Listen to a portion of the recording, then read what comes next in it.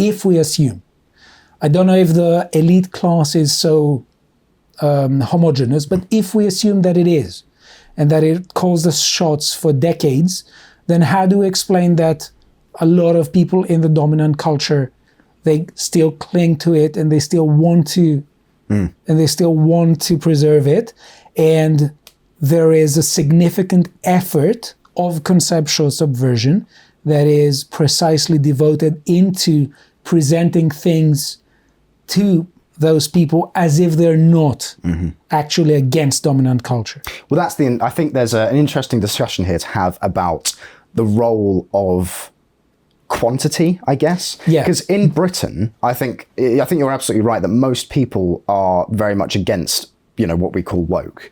In terms of raw numbers, I think if you were to literally ask every single person who lives in this country, are you pro or anti-woke? The majority will be anti-woke.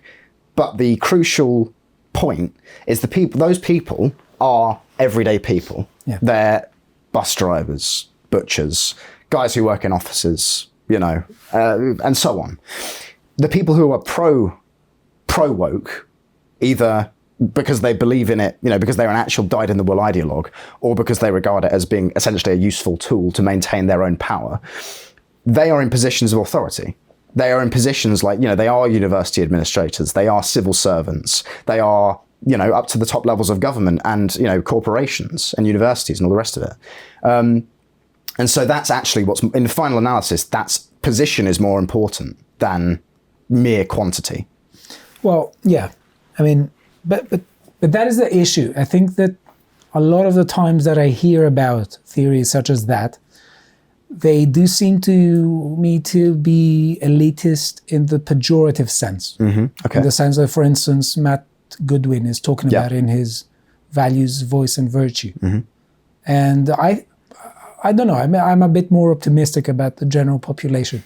I think it is easy to fall into the trap of thinking that, everyone is low IQ and for everyone of us has a ticket. I'm not saying you said it in this way. I don't want to put words on your mouth.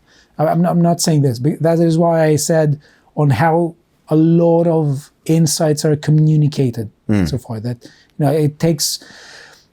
You see, a lot of the times it seems to me that a lot of people are thinking they're discovering fire, whereas they're just talking about normal stuff that political realism has accounted for a long time. Okay. If you understand what I mean. So for instance, let's talk about the idea of the strong man.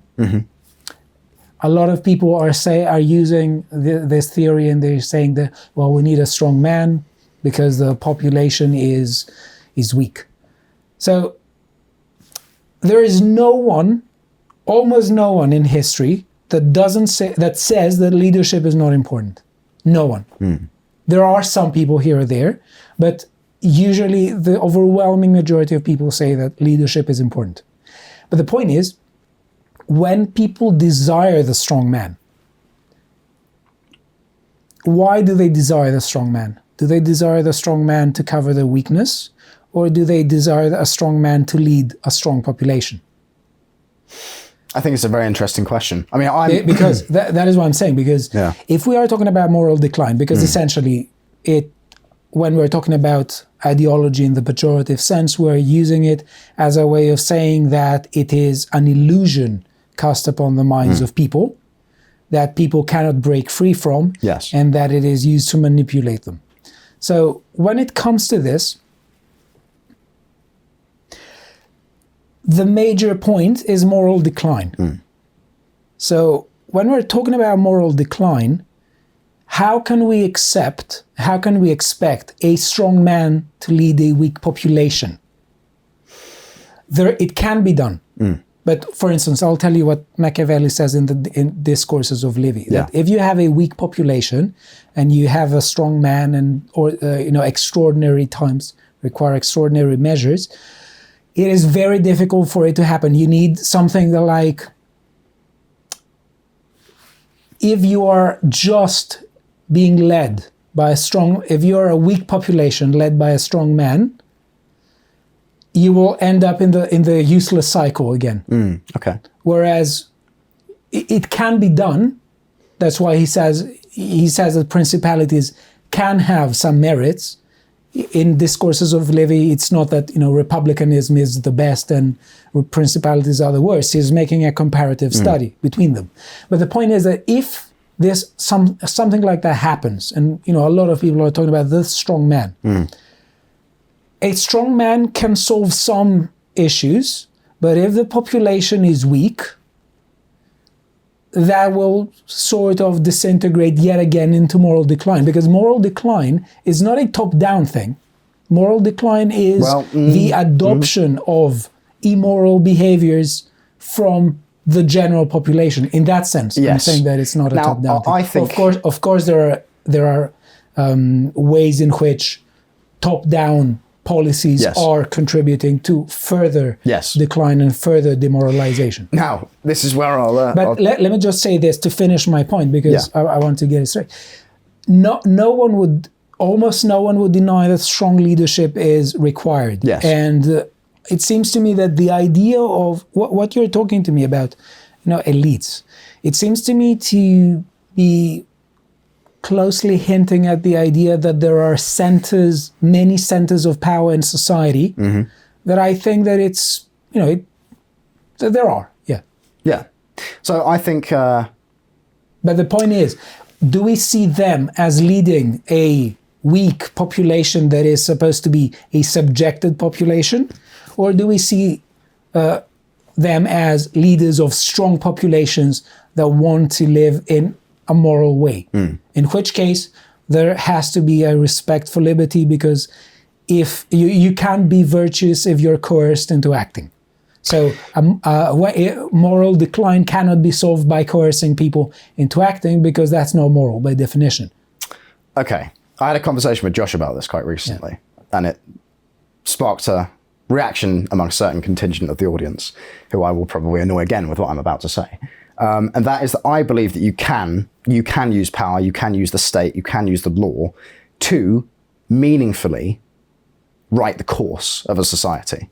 I think that it's a fair argument that coerced behaviour can never be moral behaviour. I think that is true. But I also think that in our societies, for example, we're arriving at a point where it is basically necessary for those of us who are serious about change to be willing to use the state and to be willing to use the law to enforce certain things.